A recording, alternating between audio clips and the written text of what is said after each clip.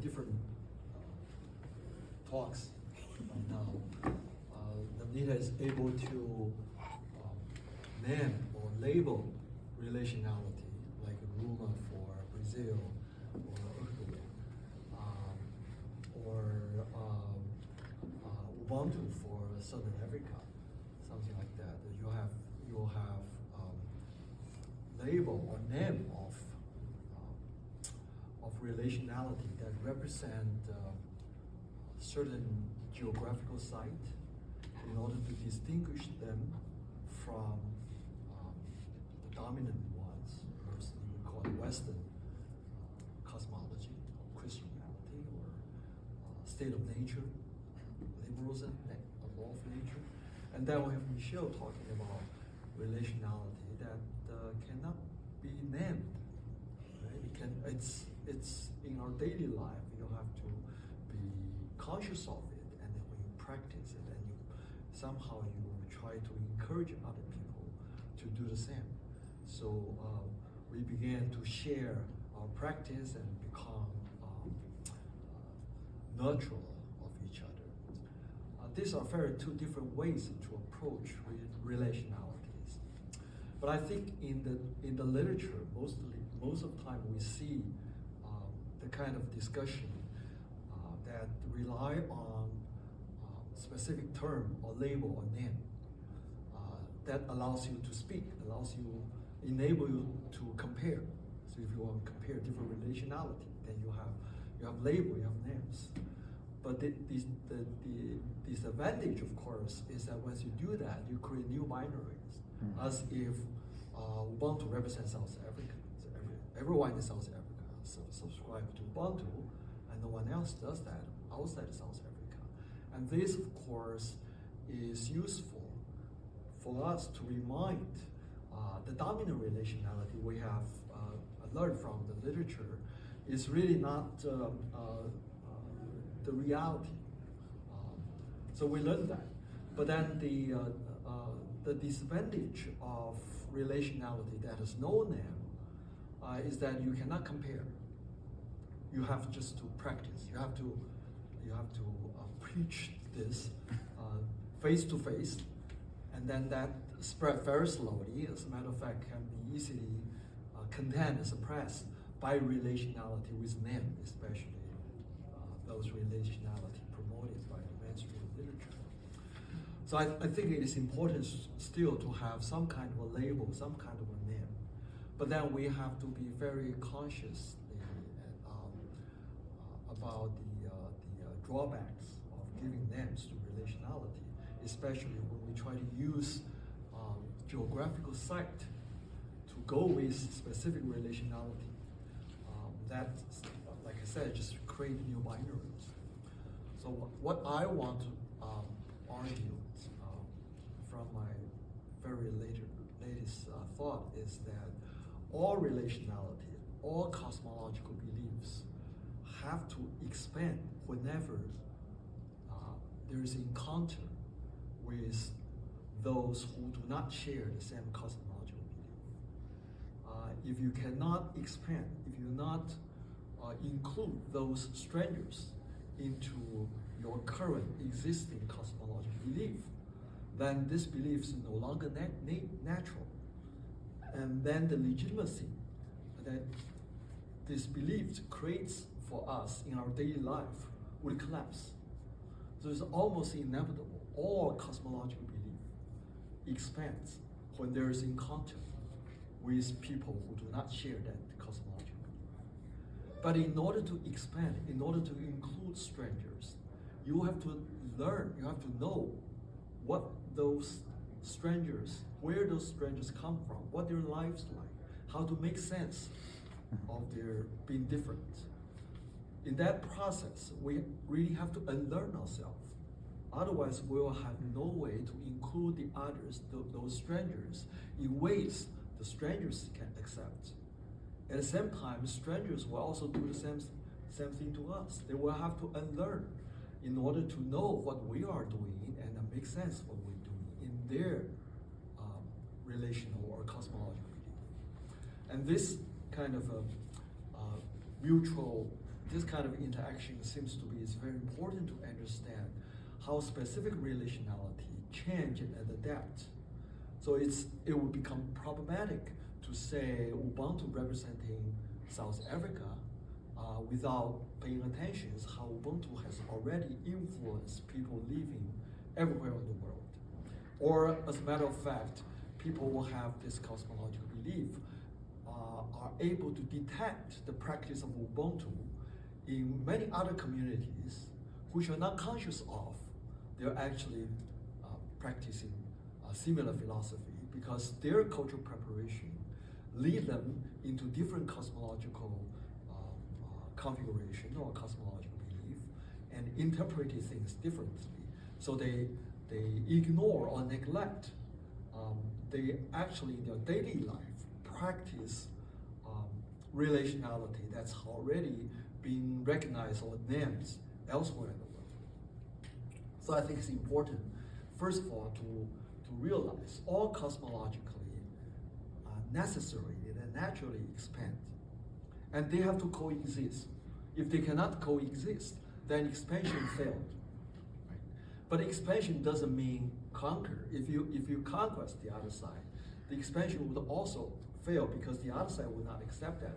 Then you fail to coexist. If you fail to coexist, you fail to learn from each other. You fail to unlearn your own cosmological belief.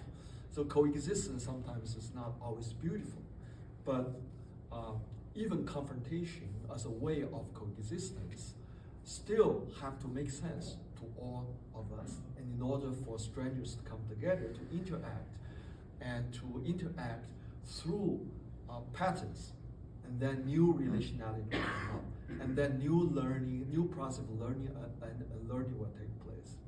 This is what I have thought. So I think it is important to engage in learning and unlearning through at least two approaches. One I call it critical translation, meaning to translate my cosmological belief in a way that is so abstract so that the other side, the strangers, would be able to make sense of it. Yeah. And since I sort of denationalized or decentered my cosmological belief into very abstract language, then I should also try to translate that abstract language back to my own language. Let me to look at how my cosmological belief look like when I take culture away from it. So this kind of a double learning and learning process, I think a critical translation is very important for us to appreciate the legitimacy of different cosmological beliefs. And the other approach to facilitate learning and unlearning is, I think, to look at in our daily life how people actually practice what we call pluriversalism. How people with different religions, with different languages, actually come together into one community, into one body. So we should study bilingual population, trilingual population. It's so natural for them to speak different language in different contexts. But for people who only know one language, it will become very difficult to understand how bilingual people can switch naturally, how trilingual people can switch naturally. So I think it's important to study from the experience of bilingual, trilingual population, to study from migrant groups who live in larger groups, who look at them in many different ways. They have to adapt, both have to adapt. And we have to look at also, for example, the communities living on the borders. So they will have double national identities, how they adapt. There are so many things going on in our daily life, which is, I think, is common sense, but they all disappear in the study of international relations. So I think to study, to look at in the field, in the practical life, how people practice universalism is extremely important for us to know how different cosmological beliefs can coexist. I have done some field work in Vietnam and Indonesia in the past, in last month, and I was totally stunned looking at how, for example, in Indonesia, in the Chinese community, before 2014, before Confucianism was officialized as a religion that people can claim they subscribe to Confucianism. Confucianism was hidden, was Buddhism adopt Confucianism. So you have a new sect, a Buddhist sect within Buddhism that combine Taoism, Confucianism, and Buddhism. It's called three religions or three cosmological sect, and it belongs to Buddhism. So people who subscribe to Confucianism can claim officially their constitutional requirement that they have to have this religious identity, so they can claim they belong to Buddhism. Other Confucian people decide to claim they're being Catholic. So you have Catholic taking all those Confucian children, teaching them new culture, new religions, with all these children continuing learning Chinese culture in their own families, so they can grow up. And then you will have some indigenous teacher who are so anti-China, telling these children that you are not supposed to be here, you should all go away. And then 30 years later, when these children grow up, they look at their past teacher. The teacher has already turned into a volunteer in the Catholic Church to serve the Chinese community. So, and this both personal biography and the way they practice this pluriversal lives, I think is extremely insightful for us to learn how to coexist, how different cosmological expand without conquering each other. They coexist. Sometimes not beautifully, with confrontation. Some other times people adapt. But in the long haul of history, there are cycles of confrontation and coexistence, but the people learn to adapt.